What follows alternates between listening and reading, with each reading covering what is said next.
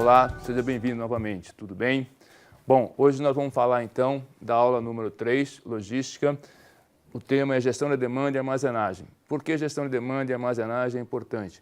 Porque, de uma certa forma, a ocupação do espaço físico está vinculada em função do volume que será movimentado dentro desse espaço físico. Logicamente, está vinculado ao estoque. Então, conforme está vendo nas outras aulas, a ideia é atender o objetivo do cliente em termos de produtos, serviços, logística, sistema de informações, estão vinculados à estratégia de transporte, que nós já falamos na aula passada, estão vinculados à estratégia de localização, que é o que nós vamos estar abordando um pouco hoje, e também estão vinculados à estratégia de estoque, que nós vamos abordar nas próximas duas aulas.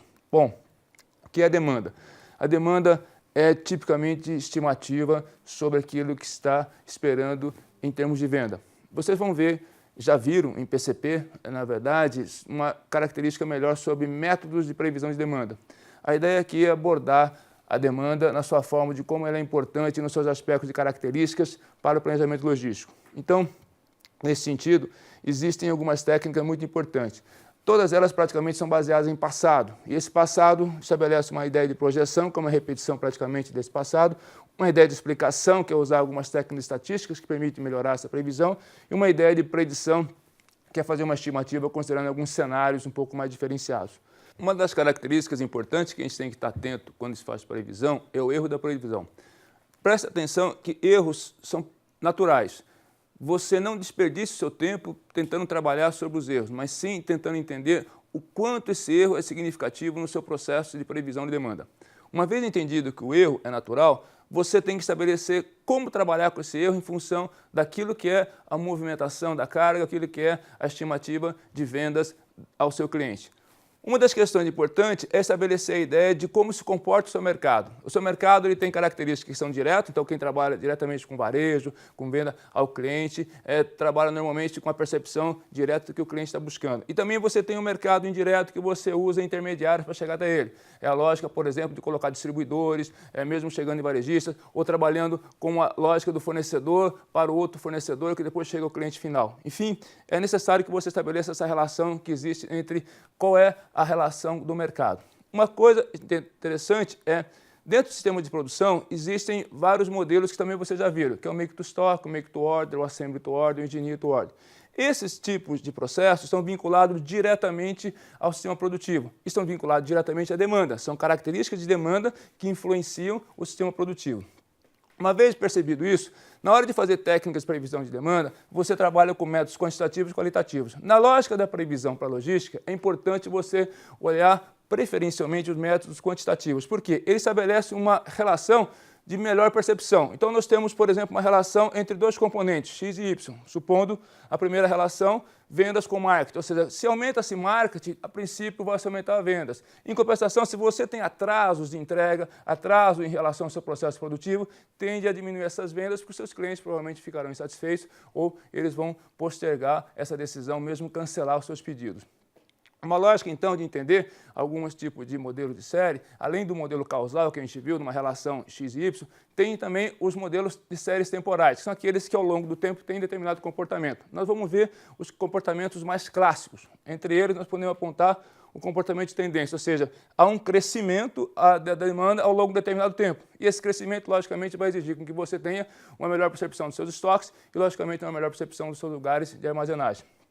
Há também as variações irregulares ou aleatórias, que são aquelas vinculadas a algum tipo de contingência. O que é uma contingência? Algo excepcional que não estava previsto, né? Como greves, como algum tipo de elemento da natureza. Normalmente, os dois elementos que mais dão efeito sobre essas contingências é algum tipo de promoção ou a natureza, como terremotos, tsunamis, essas coisas que mais percebem em função de características não controláveis. Um outro elemento bastante importante é a variação cíclica. E a variação cíclica? É a variação que você tem um tempo mais longo, né? São variações vinculadas à relação num espaço não tão controlável, né? Por exemplo, crise de economia, flutuação de câmbio ou flutuação de alguns elementos que fazem que você tenha uma percepção de um prazo maior para poder ter o resultado. E aí você tem aquela também tradicional chamada sazonal, estacional, que é aquela que você tem controle, que significa são demandas que são já percebidas com aumento natural. Por exemplo, Natal, por exemplo, Dia das Mães, Dia dos Namorados, são características de demanda que são picos que você vai ter, logicamente, um volume maior de movimentação. Essa presença, essa identificação da demanda te ajuda a estabelecer um processo. Então, supondo aquele exemplo que a gente já viu, né? 300 unidades de demanda anual, tem uma política de estoque de comprar tudo de uma vez e indo consumindo ao longo do tempo. Ou uma política de comprar aos poucos e indo consumindo ao longo do período em função da sua reposição. Ou seja, aqui eu tenho um giro maior, aqui eu tenho um giro menor, onde a percepção daqui aumenta-se o volume de transporte e aqui diminui-se o volume de transporte, em compensação aumenta-se o volume de estoque. Ou seja, aumenta-se a quantidade de transporte sendo realizado e aqui aumenta-se a quantidade de material guardado, aguardando esse momento de ser distribuído. Nessa lógica, a gente vai entender que também, dentro da previsão de demanda relacionada ao processo do fluxo de planejamento logístico, existem diferentes tipos de materiais. Normalmente, os tipos de materiais exigem tipos de previsão de demanda também diferentes. Nós destacamos alguns: matérias-primas, componentes, material de processo, ou material sob encomenda, ou material sendo realizado, ou material para embalagem, ou produtos acabados, ou seja, existem características diferentes entre esse material ou entre esses materiais que fazem com que você tenha que olhar uma forma diferente de fazer essa previsão de demanda. E, logicamente, uma das questões que vão impactar, como a gente viu, uma vez que eu tenha determinado fluxo de demanda que permite eu trabalhar em cima de uma lógica de variação do tempo, com uma lógica de variação da quantidade, a preocupação, além dos estoques, vamos falar de estoques na próxima aula, a preocupação de como manter esse volume, esse material, em determinado momento, aguardando ou a venda, ou o processamento, ou a transformação dele. Algumas questões são importantes. Primeira coisa, olhar o material em termos de algumas características que são proteção, segurança, clima, acesso, localização, modalidade, dimensão. Essa climatização é manter o espaço onde está guardado esse material com temperatura controlada. Pode ser baixa ou pode ser alta, depende da característica que está sendo colocada sobre aquele produto. Uma outra coisa importante é a relação de gerenciamento sobre esse armazém, ou gerenciamento sobre esse material dentro do armazém, que é controlar a automação e outros processos importantes que a gente vai ver durante essa aula de hoje.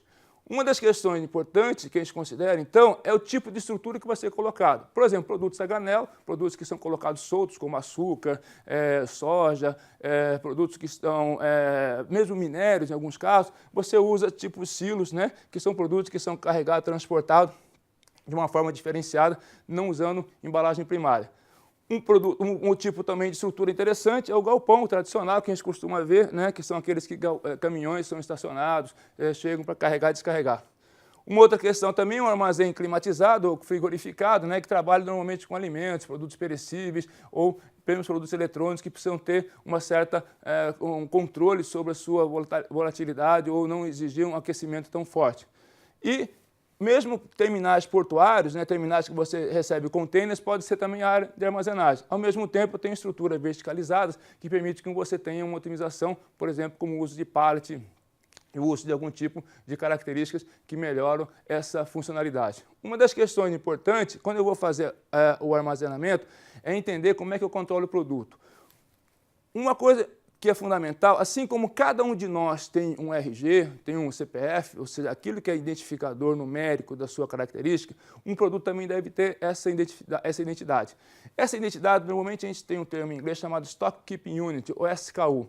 O SKU é unidade individualizada de cada produto. Qualquer característica dele que mude o seu estado, cor, estado físico, dimensão, largura, comprimento, altura, exige com que você tenha uma identificação diferente. Não se pode ter produtos diferentes com o mesmo código, mesmo que os códigos sejam diferenciados na sua forma de uso. Por exemplo, eu tenho o código do produto vinculado, por exemplo, a um código de projeto dele. E também tenho os códigos associados ao processo produtivo, como lote, número de série, que são identificadores após você após você produzir esse produto ao longo de um determinado tempo. Então, a identidade do produto vinculado a um código é fundamental para dar diferenciação sobre ele. Uma das questões importantes, quando eu vou fazer a identidade do produto, eu também vou classificar ele dentro do meu armazém em função da demanda.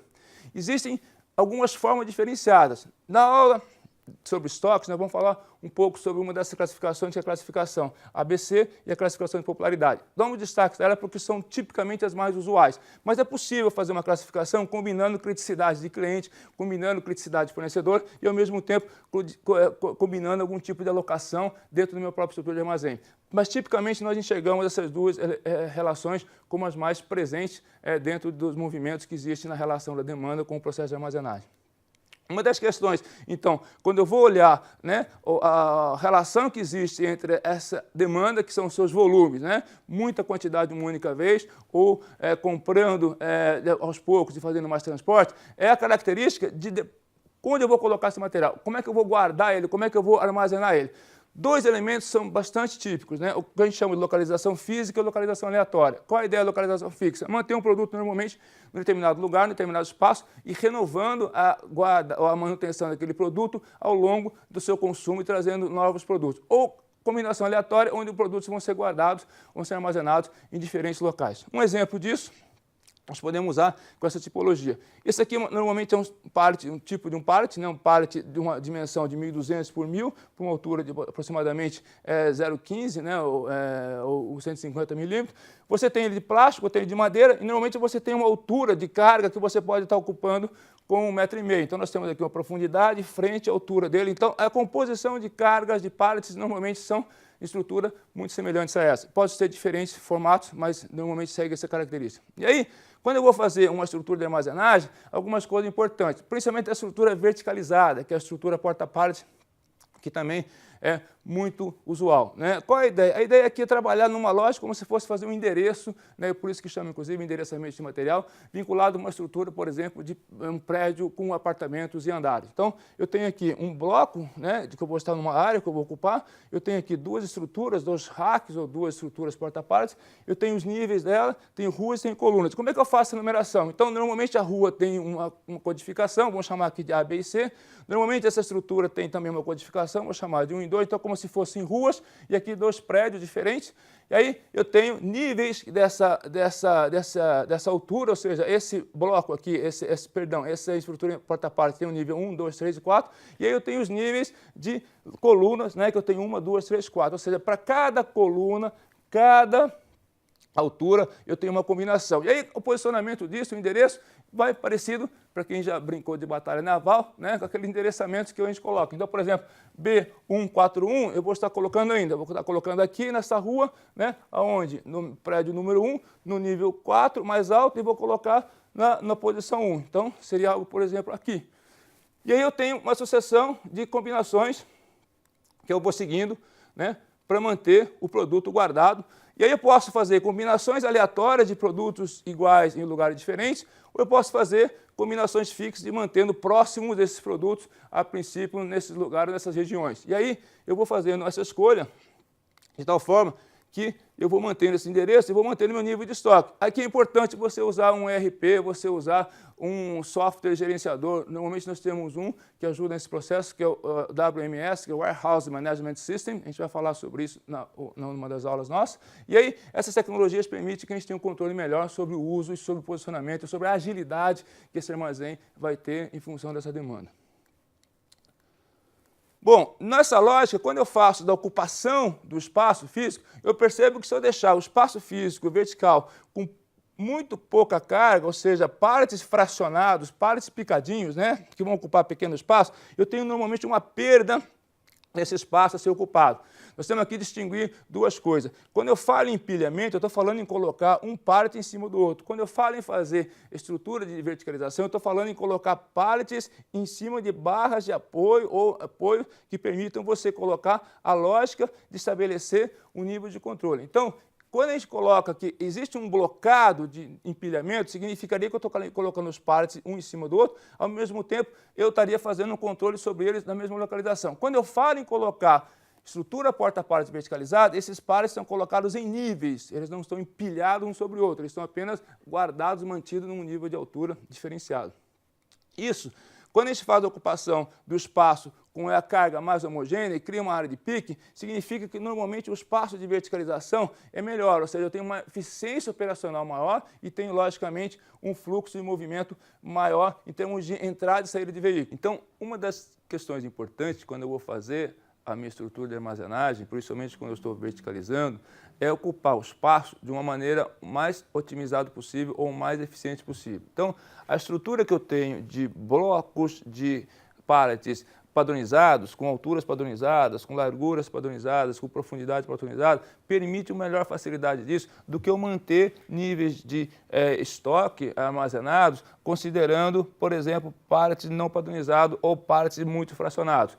A ideia de criar área de pickings, principalmente quando eu faço áreas muito fracionadas, é essa de você manter na entrada do material que vai ao seu armazém o mais padronizado possível e a saída dele, de uma certa forma, também o mais padronizado possível para chegar nessa área de preparação de pedidos e depois fazer a separação dele. Nesse sentido, a ideia principalmente é mudar o sistema de abastecimento e controle diário dessa ocupação. Para isso, existem softwares que ajudam nesse processo. Por exemplo, os ERPs costumam facilitar o endereçamento e os WMS, como já foi dito eventualmente, ajudam também a gerenciar esse tipo de organização do armazém. O que nós temos aqui é uma sugestão, vindo por alguns autores, pelo tipo de classificação de material. Quando eu olho, então, popularidade, que é um material que é mais consumido, que tem maior giro, que eu tenho mais recebimento, que eu tenho mais saída, eu tenho uma característica de estrutura verticalizada, sugerida, que permite combinar com o número de pallets disponíveis. Então, a gente aqui vai ver alguns. Um dos que a gente vai ver vai ser a estrutura drive-in, que é o quê? A estrutura drive-in é você verticalizar o material, colocar ele numa estrutura e você tem uma área fechada aqui, você vai entrando com um conjunto de partes. Normalmente isso é bom para grandes lotes ou material que não tem controle de FIFO, porque você tende a pegar toda essa coluna, toda essa linha aqui e fazer a retirada e entrada desse material. Então o drive-in, ele permite que você entre de um lado, saia de um lado, para que você possa fazer o uso do empilhamento do nível mais alto da melhor maneira possível. O drive-thru, a diferença é que você consegue ir para o outro lado, passando com a carga ou acessando ela dos dois lados. Uma outra sugestão também usual é você usar o pushback, que é uma estrutura também verticalizada com um dos lados fechados, você tem acesso e aqui você consegue colocar a carga, ela vai entrando e você consegue tirando essa carga de acordo com o seu fluxo de movimentação. Aqui tem uma travinha que permite que a carga não saia, então o que acontece? A ideia é que você faça o quê? Empurre a carga e depois você traga ela de volta para fazer esse controle dessa movimentação e saída. Uma vez que a carga saiu da sua área de armazenagem, você pode ir para uma área de picking. Existem também duas formas muito usuais, né, de você fazer essa lógica de separação, que é você usar o picking by light, que é o quê? É você trabalhar com o material num tipo de estrutura de preparação. Então aqui nós temos um flow rack, que é uma estrutura também muito parecida com o pushback, só que você tem acesso de um lado e retirada do outro, principalmente para pequenos produtos mais fracionados, que você então vai retirando esses produtos e vai colocando numa pequena caixinha e você vai tendo luzes, nós vamos ver isso também numa das aulas com um pouquinho mais de detalhe,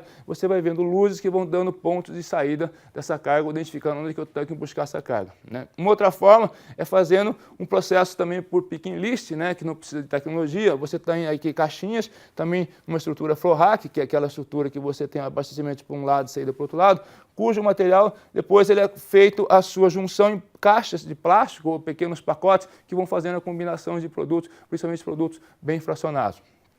A ideia, quando eu olho essa estrutura, é colocar tudo isso dentro de uma área física, de um espaço ocupado.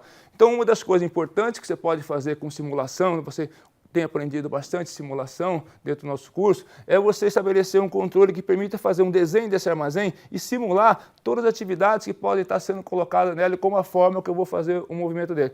Não basta apenas colocar uma planta, mas a ideia é que você faça uma definição de áreas, né? Tanto áreas administrativas, quanto áreas de classificação de materiais, e a ideia é que o fluxo seja o mais organizado possível. Então eu tenho uma entrada de material que vem aqui no recebimento, esse recebimento fica numa área de armazenagem, sai dessa área de armazenagem, eu preparo o pedido aqui e depois eu faço a separação para mandar para o meu cliente. Então, eu tenho um fluxo normalmente linear que ele vai passando, né, da entrada do produto, vem até a área de armazenagem, vai para a área de picking e depois ele vai para a área de expedição. Ele pode sair também em várias diferentes áreas, vindo para diferentes processos ou entrando em diferentes atendimentos, de tal forma que O sistema de otimização, inclusive, que se calcula quando se faz a combinação com essas simulações em software específico, é para tentar também reduzir o número de movimentos internos que facilitem ou que permitam uma maior agilidade nessa entrada e saída de materiais.